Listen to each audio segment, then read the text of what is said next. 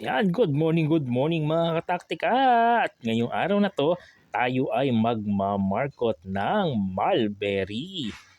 Yan. Isang pamamaraan ito ng pagpaparami ng halaman o pagpropagate ng mga halaman ang pagmamarkot. Ito yung pamamaraan kung saan mula sa sanga ng halaman ay magpapaugat tayo ng halaman. Then kapag okay na yung ugat, saka natin sila ililipat. Guguhitan lang ng paikot magkabilang side, taas at baba, saka natin tatanggalan ng balat. At muli mga kataktika, ang taktika ng pagmamarkot ay isang pamamaraan na pagpaparami ng mga halaman na ang advantage kapag yung pinanggalingan niya na halaman ay season na upang magbunga, sasabay yung namarkot mo at magbubunga na rin. So, no need to wait for longer time para magbunga ang iyong halaman. Kung hindi sasabay yan, ibig sabihin may problema sa nutrients yan. So, kinakailangan masuportahan mo rin yan ang kinakailangan nutrients para magtuloy-tuloy ang bunga niyan, mga kataktika. Sa pamamaraan ito mga kataktika, kinakailangan maging matyaga at masipag. Kinakailangan mahaba ang pasensya mo. Kasi ito, tingnan mo, napakabusisi nitong gawain na to. So parang buhay din natin mga kataktika.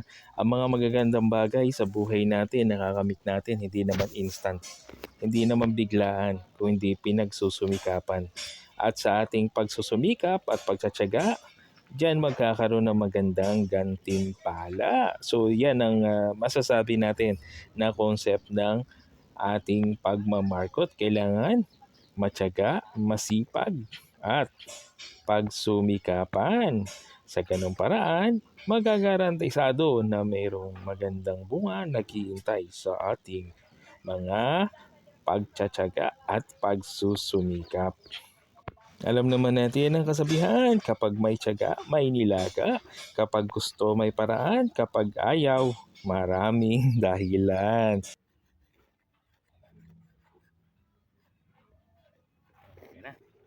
Okay na. So pipiliin nyo yung sanga na nakataas siya. Yan. Nakataas yung tubo niya. Okay.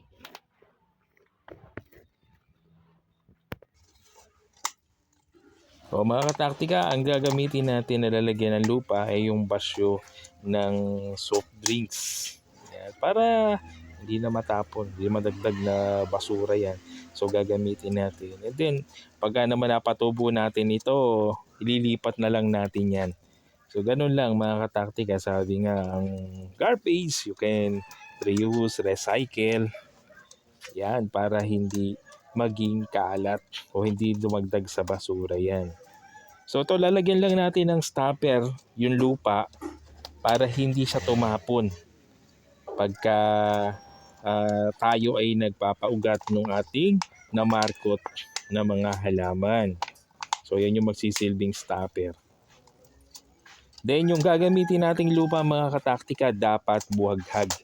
Dahil kung yan ay lagkitan, mahihirapan na mag-ugat yung ating mga minamarkot na halaman. So ang gagamitin nating lupa, garden soil, tapos sa buhaghag na lupa.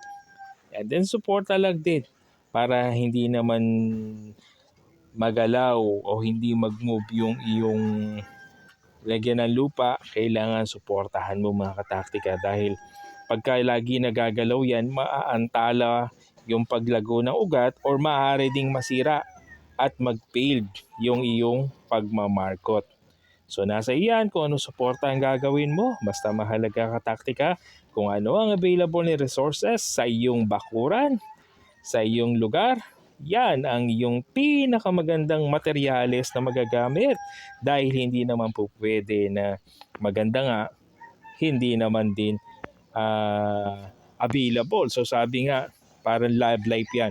Hindi pwedeng nakita mo na maganda, hindi naman available o taken na, hirit ka pa ng hirit. So mga kataktika, kung ano yung available na resources, yun ang po pwede mong gamitin at yun ang po pwede mong kapakinabangan sa iyong mga paghahalaman. So yan mga taktika, lagyan natin ng sapat na dami ng lupa. So yung ginagamit natin, nakita nyo naman sa ibang mga content natin, mixture yan ng lupa, ordinary soil, nilagyan natin ng chicken manure fertilizer, yung patuyo na tuyo na mga kataktika para hindi madamage yung inyong halaman. Gumamit na rin tayo ng, kung makita nyo maitim-itim, meron na kasing carbonized rice hull yan mga kataktika. Kaya ganyan na maitim-itim. So maganda dyan, buhagag yan. At meron na rin yan sa chicken manure natin, gumamit tayo ng rice hull. So mix na yan, nakamix na dyan. Ang maganda dyan, nandun na yung mga nutrients na kakailanganin ng halaman habang sila ay lumalaki.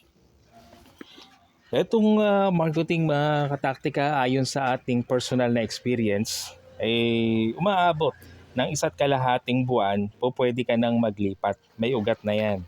So 1.5 buwan mula sa day 1 na nag-market ka, yun ang indication na susundan mo na kung naging matagumpay yung pagmamarket mo ay pagpapaugat, po pwede mo nang ilipat yung iyong halaman, mabubuhay na yan. Sa ganong time frame, nakapag-grow na siya ng mga ugat niya. At syempre, after maglagay ng lupa, huwag kakalimutang diligan or yan, basahin yung lupa dahil kinakailangan dyan makapagpa condition ka ng lupa kung saan maganda yung iyong paugat. So yan mga kataktika. At after nga ang 1.5 buwan, pwede nang ilipat yung ating na-markot na halaman. So tatandaan natin, ilalagay lang din natin yan sa buhaghag na lupa dahil yung ugat niyan hindi pa naman ganun katatag. So susuportahan pa rin natin. And so baon lang natin siya, sakto lang, level lang dun sa pinakataas nung ating nalagyan ng lupa dati. So sakto lang yan kasi mag-spread naman yung ugat niyan mga kataktika.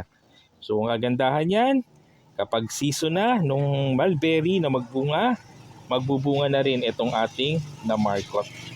Isa pa palang tip mga kataktika, kapag tayo maglilipat ng mga halaman, markot, seedlings, yan ay gagawin natin bandang hapon. Bakit? Kasi bandang hapon hindi na mainit yung araw at overnight makakapag-recover na yung mga ugat niyan.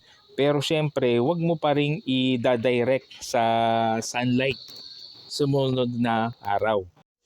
Yan, good day mga kataktika, at ito na nga yung nilipat natin na-markot natin na mulberry. At ilang araw na nakalipas ay tuloy-tuloy pa rin. Yan. Ayan, tuloy-tuloy pa rin ang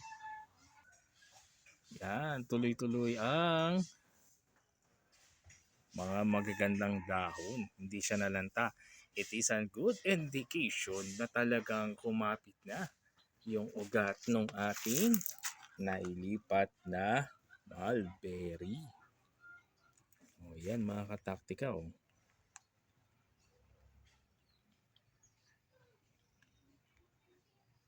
Ayan. Toto, yan o. Yan yung mga bunga niya.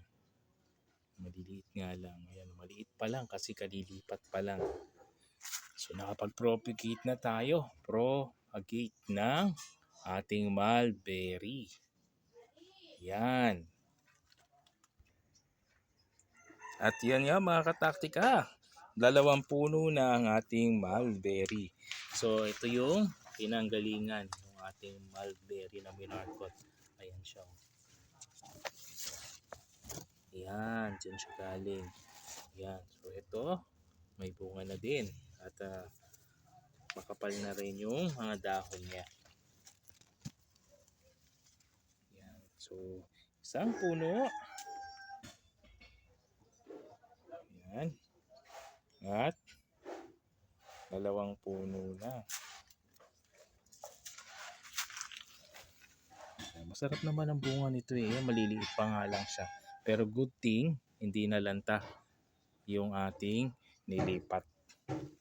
It's a good indication na tama yung paglipat natin ng ating na-markot na mulberry. Yan. Sana inyong naibigan. Don't forget to like, share, and subscribe. Para pag gusto nyo i-review, nariyan lang siya mga kataktika.